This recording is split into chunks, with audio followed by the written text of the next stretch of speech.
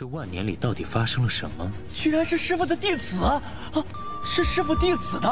定局，随时可进。现在还剩几个？自然一气啊！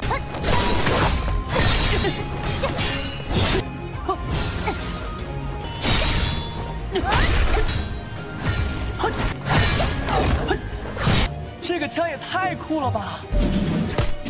嘿，你一个练气息的修士懂什么？割了他的舌头！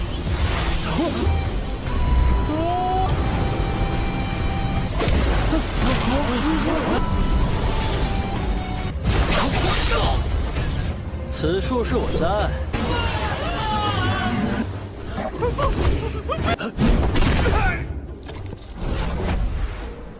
Tonghua baru nih bos, MC-nya OP udah kayak dewa.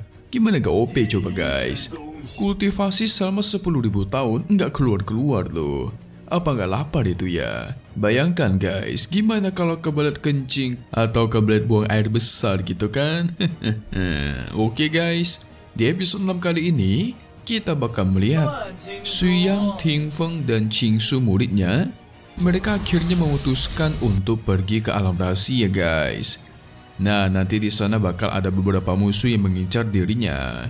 Siapakah mereka? Kalian bakal tahu nanti. Jadi siap-siap aja guys ya. Mari kita review sedikit dulu buat part sebelumnya di mana kita sudah melihat Suyang, MC kita yang mengikuti pelelangan. Sempat terjadi sedikit kericuhan karena si Suyang yang menawar barang di sana itu nggak pakai uang guys, melainkan dia menggunakan pil kelas tinggi tingkat 3 yang dimana pil semacam itu sudah terlalu langka buat dunia mereka sekarang. Bisa dibilang harganya terlalu mahal guys, bahkan buat barang-barang dilelang di sana. Banyak sekali harta yang dibeli oleh Suyang dan satu yang paling menarik yaitu batu hitam. Di mana batu itu ternyata menetaskan seekor binatang suci yang sangat amat lucu guys. Namanya adalah binatang buas awan. Sebenarnya itu termasuk binatang legendaris guys, dan dia bisa terbang di atas langit. Barang terakhir yaitu peta tanah rahasia Cicou. Itu juga segera diambil sama si Suyang guys. Semua sudah selesai, mereka pun bergegas pulang. Namun muncullah si Tingfeng yang langsung menawarkan diri untuk menjadi muridnya Suyang. Karena baru pertama kali dia merasakan dikalahkan sampai separah ini oleh Suyang guys. Ujian pertamanya melawan 3 master yang mencegat mereka. Dan pertarungan pun terjadi. Pertarungan sempat terjadi begitu sengit. Awalnya Tingfeng sangat mendominasi, tapi perlahan Tingfeng mulai kalah karena dia kalah jumlah guys. Sehingga pada akhirnya dia ditolong oleh Suyang dari racun mematikan dan berhasil selamat. Dan pada akhirnya Tingfeng berhasil menjadi muridnya Suyang sehingga kita pun masuk ke intro. Singkat cerita, Tingfeng mengeluarkan token sebagai kunci untuk memasuki alam rahasia guys. Dikatakan dengan token ini mereka bisa memasuki alam rahasia yang ada di peta rahasia tanah Cicou dan mengambil harta di dalamnya sepuas-puasnya. Tapi Suyang mengembalikan kunci token itu dengan alasan memang kunci itu bisa membuat mereka memasuki alam rahasia, tapi tidak ada gunanya jika tidak bisa melewati batasan di dalamnya guys. Jadi namanya alam rahasia biasanya ada formasi batasan yang membuat orang luar itu nggak bisa masuk guys. Nah, gimana cara mereka melewati batasan itu ya? Yang ternyata alasan Suyang kemarin bilang dia bisa kapan aja memasuki alam rahasia itu karena alam rahasia itu dibuat oleh salah satu murid Suyang di masa lalu guys. Jadi wajar dong dia sebagai guru bisa masuk kapan saja. Ya tinggal masuk aja gitu guys. 其实是我一个弟子创下的宗门，这万年里到底发生了什么？居然是师傅的弟子啊！是师傅弟子的。定局，随时可进。 Tapi yang bikin Suyang penasaran sampai sekarang gimana ceritanya sekte Tianfeng menghilang dan menjadi dunia rahasia. Sedihnya lagi, yang Qingsu tahu, nggak ada buku catatan yang mencatatkan apa yang sudah terjadi tepat ribuan tahun yang lalu, guys. Selain itu, Qingsu pernah mendengar cerita dari seniornya yang mengatakan, sekitar ribuan tahun yang lalu, sudah terjadi sebuah bencana yang besar. Tapi mereka tidak tahu apa yang sudah terjadi, guys. Su Yang jadi penasaran ada berapa master leluhur yang masih hidup karena dia pengen cari tahu dengan bertanya kepada para leluhur itu. Su Yang juga sampai melihat sepertinya dunia kultivasi bakal kehilangan warisannya, guys. Dan ketika kehilangan warisannya, otomatis dunia kultivasi bakalan ikut hancur.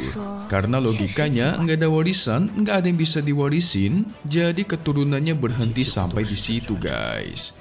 Namun untuk sekarang dia bakal melatih mereka berdua terlebih dahulu. Sehingga Su Yang memberikan Qingsu salah satu buku latihan pilihannya. Ting Feng tidak mau kalah, dia juga meminta buku, guys. Tapi tidak diberikan oleh Su Yang. Mungkin belum butuh kali ya, guys ya. Di sisi lain, ada dua pria yang sedang asik mengintip seorang wanita cantik yang tidak lain adalah Yu Sanyang, bekas dibantai sama si Su Yang kemarin, guys. Kedua pria mesum ini terpikat dengan Sanyang jadi bodoh mereka. Sanyang memastikan bakal memberikan mereka imbalan setimpal kalau semisal mereka berdua bisa mendapatkan teratai salju beku di alam rahasia.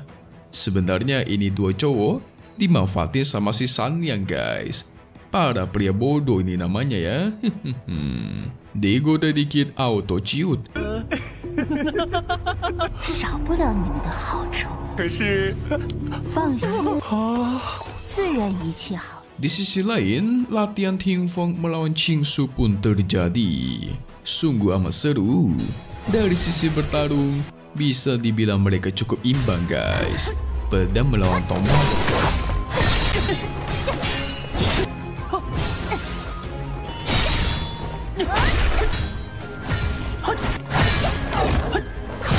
Bahkan Qingsu bisa mengunggulinya dengan mematahkan tombaknya Ting Feng. Ting Feng langsung beralasan kalau senjatanya itu jelek, mudah patah, jadi tidak heran dia kalah. Segera Su Yang mengeluarkan tombak miliknya dan dia berikan kepada Ting Feng. Ternyata tombak itu pemberian dari salah satu anak, yaitu anak ketujuh dari Dewa Yuan, guys. Itu pun terjadi sudah sekitar puluhan ribu tahun yang lalu. Dan tombak itu diberikan kepada Su Yang waktu itu, sehingga tibalah waktu bagi mereka untuk pergi ke alam rahasia. Singkat cerita, di alam rahasia sudah begitu banyak orang yang menunggu. Banyak yang menjual harta-harta mereka hanya demi bisa mendapatkan kunci dalam memasuki alam rahasia ini, guys. Semua itu mereka lakukan karena mereka percaya di alam rahasia ini harta-hartanya sangat banyak dan nilainya tentu fantastis. Ting Feng yang memberikan kunci kepada gurunya tapi malah dia hancurkan. Tentu orang-orang yang itu nggak senang dong. Mereka udah menghabiskan banyak uang tapi di hadapan Su Yang tinggal dipecahkan begitu saja. Karena sebenarnya kunci memasuki alam rahasia itu sangatlah mahal. Mereka sampai menghina-hina Su Yang yang baru berada di tahap pemurnian Qi. Tentu Qingsu tidak terima gurunya dihina-hina dan mengeluarkan kekuatannya, guys.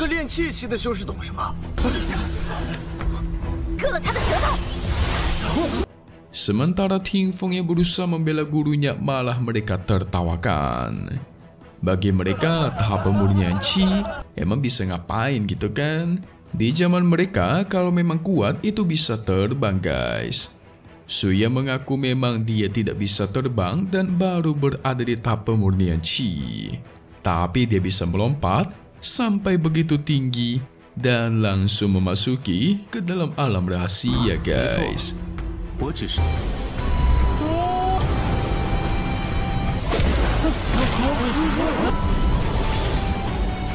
Tentu itu membuat orang-orang bingung dong. Mereka kan gak punya kunci ya, tapi kok bisa masuk? Ada juga dua master kuat yang bernama Cao Long serta Chen Guangtao Mereka tidak senang dengan kehadiran orang-orang dari sekte Tianlan. Mantap nih, bakal jadi musuh baru nih pasti nih guys. Di sisi lain, tepatnya di dalam alam rahasia, Qingsu begitu senang. Pemandangan di sana itu indah guys. Apalagi bunga-bunganya beda dari dunia aslinya. Udah gitu, mereka mendapatkan banyak sekali bahan obat yang bagus karena datang dan masuk lebih awal ya kan?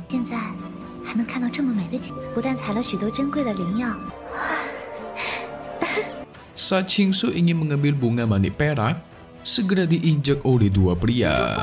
Ini masih dua pria yang dibodoh-bodohin sama si San yang kemarin guys, ya enggak? Tidak terima, Qingsu langsung menyerang mereka berdua sampai terbang ke ujung langit. 此树是我栽，不忍相随，出来吧。Suya sadar ada orang yang memerintah mereka dan menyuruhnya untuk keluar. Dan benar saja, itu adalah Yusan yang guys. Dia mengaku kedua pria tadi adalah orang bodoh yang asal merampok siapapun yang mereka lihat. Dengan polosnya dia mengaku lagi kalau dirinya tidak tahu apa-apa. Sanya pun menawarkan diri bakal membawa Suyan pergi ke sebuah tempat untuk mendapatkan tanaman langka gitu guys, yaitu tanaman teratai salju es. Tapi diketahui juga di sana itu dijaga sama monster kuat. Tentu Qingsu dan yang lainnya ingin mendapatkan teratai salju es ini. Karena teratai ini dikenal juga sebagai harta langka surgawi guys. Padahal kalau seingat Suyang, di zamannya dulu tanaman salju es seperti itu cuma jadi cemilan yang sering mereka makan guys. Haduh, memang beda sih ya. Sehingga Suyang pun setuju dan pergi bersama mereka. Di sisi lain, ada monster harimau putih yang sedang membantai para manusia guys.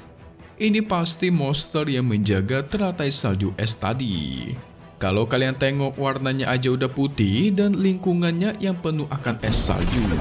Mantap ini kan, bakal bertarung lagi nih guys. Tapi ngomong-ngomong, ini kok Suyang berdua saja sama Qingsu ya? Mana si Tingfeng nih guys? Jangan kemana-mana dulu dong. Apa nggak penasaran dengan pertarungan mereka? Yes, penasaran kan? Langsung saja buat part 5 episode 7 yang bakal rilis lagi nanti. Kita bakal melihat nih guys. Kedua master yang Mimi sebutkan tadi, yaitu Cao Long dan Chen Guangtao, itu benar-benar mengincar Suyang. Mereka tampak cukup kuat dan pertarungan sempat terjadi. Tapi emang siapa sih yang bisa melawan Suyang gitu kan? Udah OP-nya kayak dewa, siapa yang bisa lawan coba?